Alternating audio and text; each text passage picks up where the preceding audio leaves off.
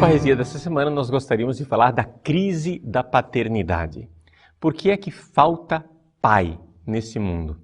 Nós estamos vivendo uma espécie de crise em que parece que ninguém quer assumir o papel de pai. Nesse mês de agosto, em que a sociedade civil celebra o Dia dos Pais, nesse mês de agosto, em que a Igreja Católica no Brasil celebra o mês das vocações, vamos parar um pouco para pensar a respeito desta vocação de ser pai.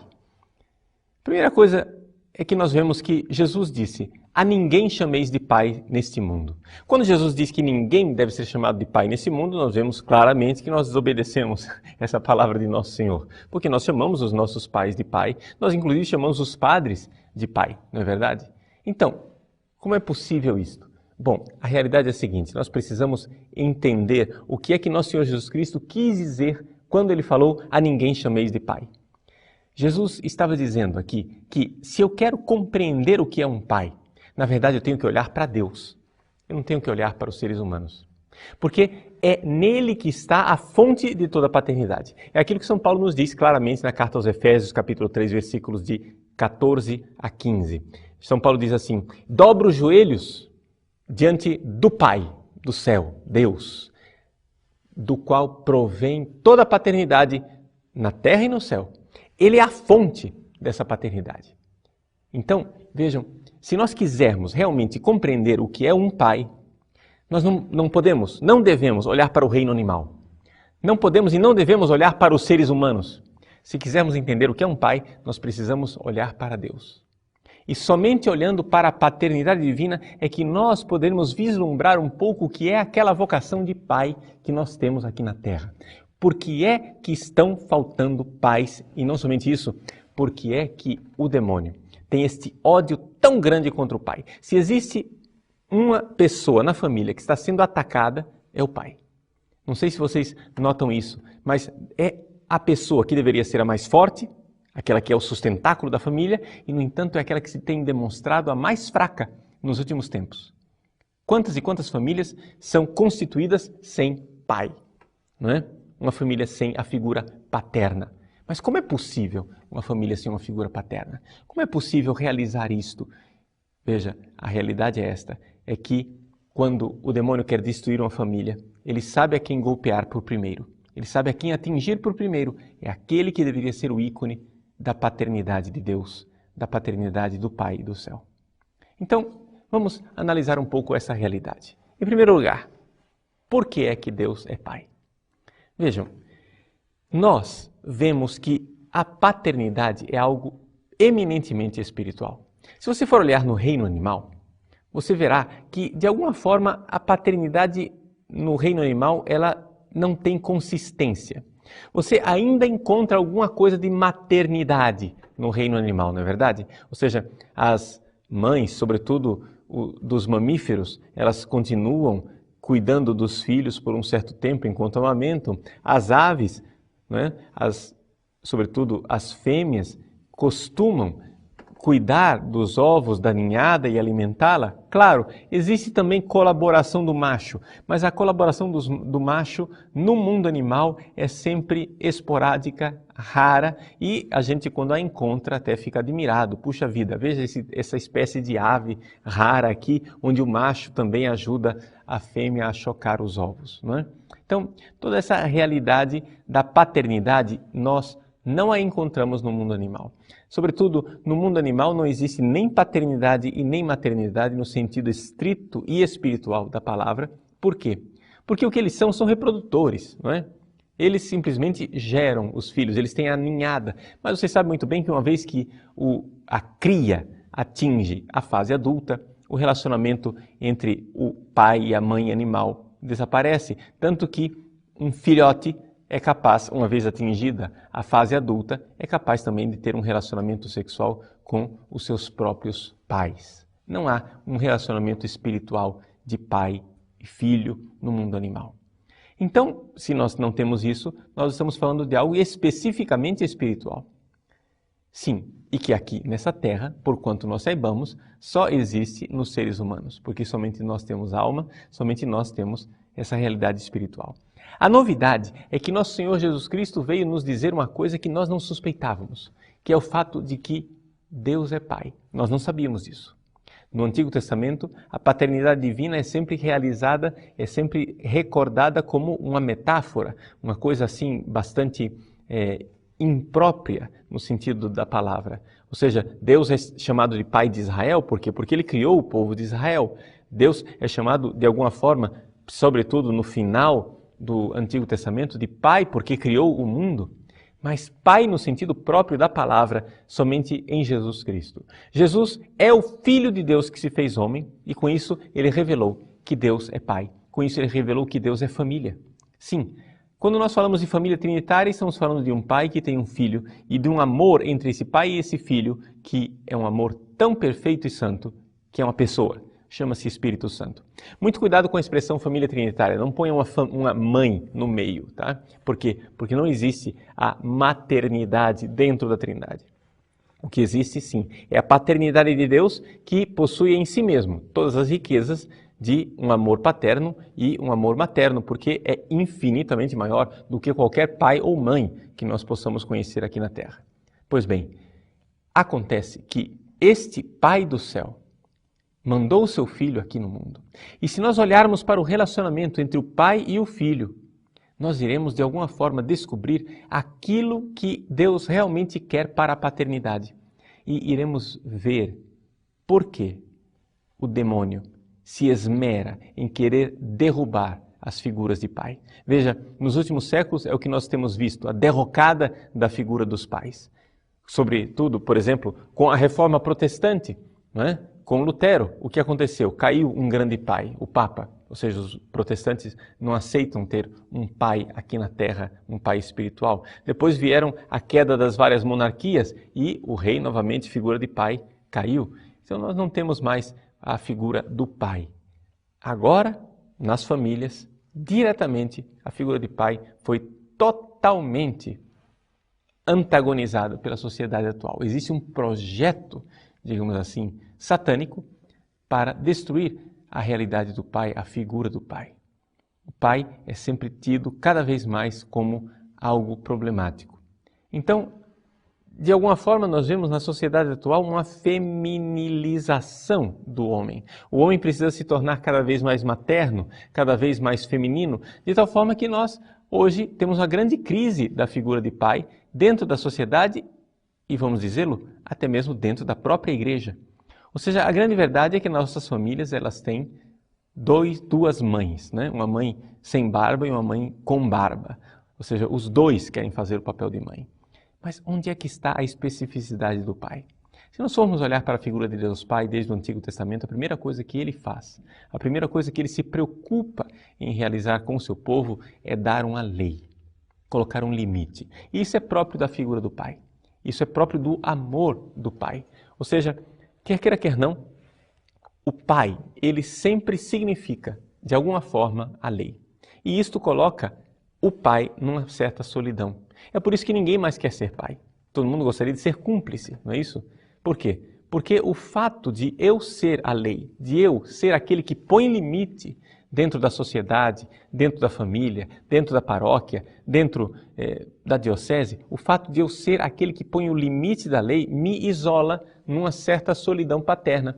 Ou seja, todo mundo quer ser cúmplice da mamãe, mas ninguém quer ser amigo do pai porque sabe que o pai representa a lei, representa o limite. Pois bem, essa realidade ela se encontra também em Deus. Deus que inspira a nossa paternidade, ele primeiro se apresenta como uma lei que limita, uma lei que diz basta, uma lei que diz você não é Deus. O Pai aqui sou eu sou o centro, eu sou aquele que deve dar a você a felicidade. Então, o Pai, ele precisa se dar conta disto, que a paternidade divina, ela é insubstituível. Ou seja, no fundo, nós que somos pais aqui na Terra, somos, de alguma forma, somente uma figura do Pai do céu. Nós somos como que ícones do Pai do céu. Todo pai aqui na Terra, de alguma forma, deve ser mais ou menos como São José, não é? São José, o que é que ele era para Jesus? Ele era o verdadeiro pai? Não, nós sabemos disso. Nós sabemos que o verdadeiro pai era Deus, mas que São José, de alguma forma, servia para Jesus como pai, não somente socialmente, mas psicológica e espiritualmente. De alguma forma havia essa paternidade. Nós sabemos disso quando Nossa Senhora, por exemplo, reencontra Jesus no templo entre os doutores, ela diz para Jesus: Filho, por que fizesse isso conosco? Eu e teu pai te procurávamos. Nós sabemos que Jesus chamava São José de pai por causa desta frase da Virgem Santíssima. É claro, Jesus chamava esse homem aqui na terra de pai, mas ele sabia muito bem que este homem aqui na terra não era o pai, com P maiúsculo, não era o Abba, mas era simplesmente alguém que era um ícone do pai. Mas nós, pais, aqui na terra, precisamos, de alguma forma, ser esse ícone, ser esse limite. As crianças, os filhos, devem estar sujeitos ao pai, não como um déspota. Não é que o pai aqui ele seja a lei e então vocês têm que me obedecer porque eu sou o centro do mundo. Não. Veja, o centro do mundo é Deus Pai, com P maiúsculo. Nós somos somente o ícone deles. Então, a grande ação do pai, a missão paterna, é se colocar de joelhos diante do pai. É fazer aquilo que diz São Paulo na carta aos Efésios, no versículo que eu citei para vocês. Dobra os joelhos diante do pai. São Paulo aqui está escrevendo como pastor, como pai espiritual para uma comunidade e diz: eu, que faço o papel de pai, dobro os joelhos diante do pai, de quem recebe o nome toda a paternidade no céu e na terra. Então, se eu me colocar de joelhos diante de Deus Pai, eu saberei ser um pai aqui na terra. Se eu me colocar e me puser debaixo da paternidade divina, isso quer dizer o seguinte, que a lei de Deus deve valer no coração do pai. A primeira coisa que um pai deve saber para a sua família é que ele deve ser temente a Deus. O pai deve ser o primeiro a obedecer a Deus. O pai obediente é um pai que será obedecido. Quando os filhos virem que o pai dá o exemplo, que ele é o primeiro a se colocar de joelhos e aceitar, adorar a divina vontade de Deus, os seus filhos seguirão o exemplo. É uma coisa impressionante que, estatisticamente falando, seja assim. Ou seja, uma mãe devota, católica, amorosa, temente a Deus, que segue as leis de Deus, não arrasta os filhos para a igreja da mesma forma que um pai temente, devoto. Por isso, nós, pais, sabemos, né? O pai do sexo masculino sabe da grande missão que ele tem. Você precisa se conscientizar disso. Nós precisamos nos dar conta desta necessidade imensa que nós temos de assumir esse papel. Agora, infelizmente, isso tem um preço. Isso tem um preço e o preço é uma certa solidão. Assim como Deus Pai, que está no céu, continua habitando em luz inacessível, não é? Como diz ele em São Paulo, também os pais aqui na terra devem saber que eles não são cúmplices. Nós não devemos agora começar a rivalizar com a mãe. Que coisa feia quando um pai começa a rivalizar a cumplicidade da mãe. A mãe, ela é muito mais amiga, muito mais próxima das crianças. O pai, claro, ele deve se fazer próximo também, ele deve amar, ele deve ser amoroso, mas não deve ficar com ciúmes quando ele nota que os filhos, de alguma forma, preferem afetivamente estar ao lado da mãe. Por quê? Porque faz parte do sacrifício do pai. O pai, ele deve também se preocupar com a missão do filho. Vejam, o Pai do céu enviou o Filho na terra. E ele assim manifestou essa sua função de enviar o Filho ao mundo. Também os pais aqui da terra têm essa função. Enquanto a mãe, ela segura em casa, ela quer segurar o filho na barra da saia, não é? Primeiro ela segura o filho no ventre, depois ela segura o filho no colo, depois ela quer segurar o filho em casa. O pai, ele é chamado a enviar o filho para o mundo. O pai é aquele que, de alguma forma, desafia a criança para enfrentar a sociedade, o mundo e o futuro. É por isso que hoje em dia nós temos jovens, rapazes e moças que crescem de forma tão insegura. Trata-se de uma falta de figura paterna clara. Uma falta de um pai que lhes estimule e lhes desafie para a vida. E que diga, meu filho, minha filha, você tem que ir para o mundo e realizar a sua vocação. Eu envio do Filho em missão. Assim como Deus Pai enviou Jesus, nós, pais aqui da terra, precisamos também enviar o Filho e confiar. Confiar na educação que nós demos, confiar nos limites que nós pusemos. Claro, nós sempre podemos cobrar, sempre podemos estar dando uma certa assistência, mas confiar que Ele deve fazer, ele deve dar conta, de alguma forma, daquela missão que ele recebeu, se tiver um coração verdadeiramente de filho. Uma outra coisa importantíssima com relação à figura do pai, que aqui nós precisamos entender. O pai também deve gerar os seus filhos espiritualmente. A geração eterna de nosso Senhor Jesus Cristo, nosso Senhor foi gerado, o Filho de Deus foi gerado desde toda a eternidade. O pai sempre foi pai, o filho sempre existiu. Aqui na terra, um pai deve também ter esta missão de gerar os filhos espiritualmente.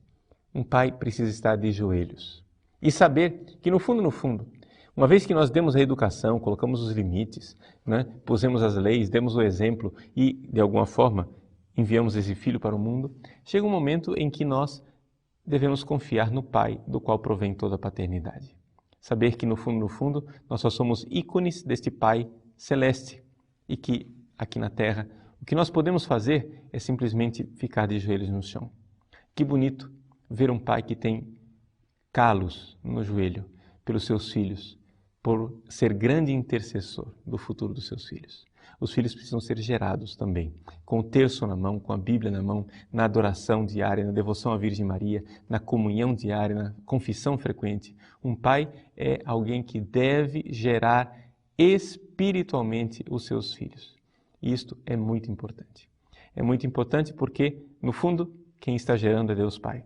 E nós somos somente esse ícone. Daí nós vemos por que é que o demônio, por que é que Satanás ataca tanto a paternidade, ataca tanto os pais. Exatamente por isso. Porque o pai do sexo masculino, de alguma forma, ele é ícone de Deus. E já que Satanás não pode atingir a Deus e a sua paternidade, termina atingindo todos aqueles que são seus ícones, todos aqueles que são, de alguma forma, a sua visibilidade aqui neste mundo. E é assim que todas as figuras paternas vão sendo destruídas. A figura paterna do Papa, dos reis, dos bispos, dos padres. Por exemplo, todo o escândalo de pedofilia que nós vimos nos últimos anos. O que é isto? Isso é simplesmente uma destruição da figura do padre enquanto figura paterna. Eu me lembro, por exemplo, do grande testemunho de conversão de um artista inglês chamado Sir Alec Guinness. Sir Alec Guinness, ele fez um filme bastante antigo chamado O Padre Brown, Os Mistérios do Padre Brown. E ele, enquanto filmava este episódio, Sir Alec Guinness, nessa época, era um agnóstico. Ele estava afastado da igreja, não tinha conhecimento de religião, não queria saber de Deus. E ele foi, então, escalado para fazer o papel de um padre. Lá estava ele na França, girando um filme onde o papel principal era de um padre e o padre era ele. Então, ele estava de batina, um dia, terminou o seu trabalho, estava muito cansado para tirar a fantasia de padre e então foi para o hotel, andando de batina mesmo. E ele cruzou as ruas daquela pequena cidade francesa onde ele se encontrava. De repente, de uma esquina aparece uma criança que não tinha mais do que seus 8 anos de idade. A criança grita para ele, mon père, que é como os franceses chamam os padres, meu pai, meu pai. E então pegou a mão dele e os dois caminharam um bom pedaço da quadra, juntos, de mãos dadas, e o menino alegre e contente, dando pinotes de alegria e contando alguma coisa que Sir Alec Guinness não compreendia absolutamente, porque o menino falava em francês. Lá pelas tantas, ele tinha que cruzar a rua, o menino então disse, au revoir, mon père, e foi embora. O Sir Alec Guinness ficou atravessado por aquela cena, porque ele ficou pensando assim, que religião é essa? Que faz com que uma criança inocente confie tanto num homem desconhecido. Ou seja, a confiança na figura do pai que o padre representa. Então, naquele momento, ele começou a investigar o catolicismo e começou a ver o que era um padre. Começou a ver o que era a religião católica e se converteu. Sir Alec Guinness morreu como católico, morreu como fiel católico e diante desse grande testemunho. Vejam, isto foi no início do século XX, na primeira metade do século XX. Mas e nós? Nós o que é que vivemos hoje? Nós vivemos uma derrocada dessa figura paterna. Hoje, em vários lugares do mundo, o demônio fez o seu trabalho tão bem feito que ele fez de tal forma que os padres têm um medo absoluto de tocar em crianças.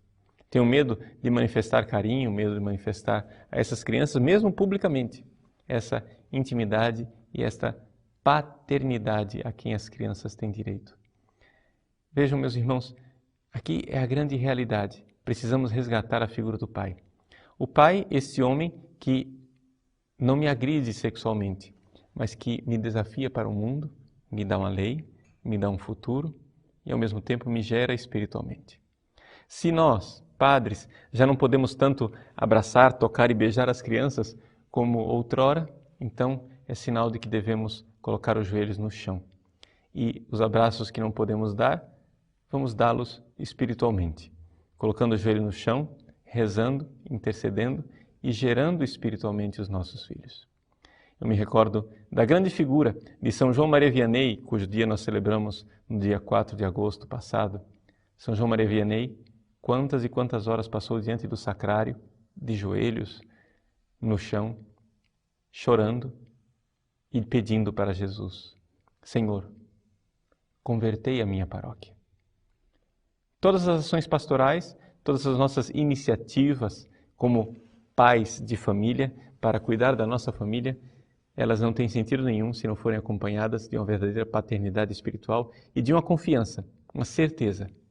Dobro os meus joelhos diante do Pai, do qual provém toda a paternidade nos céus e na terra. Somente assim eu serei pai.